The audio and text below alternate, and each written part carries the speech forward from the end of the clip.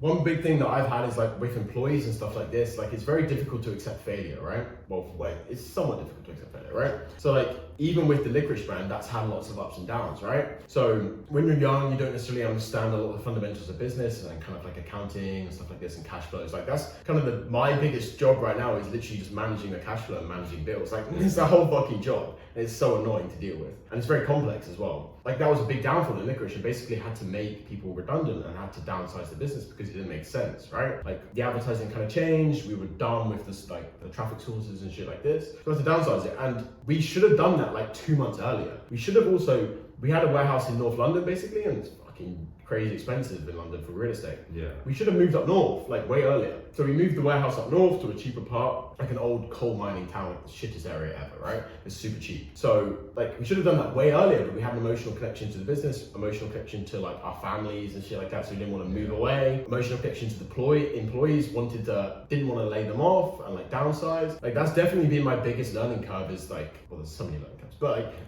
you can't have emotional connection in business and make money at the same time. Like it just doesn't work. Obviously the ideal thing is having a business you fucking love. Like say if you love food, it'd be amazing to open a restaurant. Like don't get me wrong, like I like food, I want to open a restaurant at some point, but I'm not delusional in the fact that like it actually has to make money, or I need to be like a millionaire or something else and just it can lose, man, I don't give a fuck, right? I think so many people make the mistake of like, so many people hit me up about selling on Etsy and stuff like this, and they hit me up like, oh, I want to sell gym clothes. And I'm like, why the fuck do you want to sell gym clothes? I want to sell male fighting clothes on Etsy. Like, bro, it's a female platform. This is dumb as shit. Yeah. Clothing is also super annoying to deal with. Don't do that. And they're like, but I want to do it. I'm like, bro, no, bro.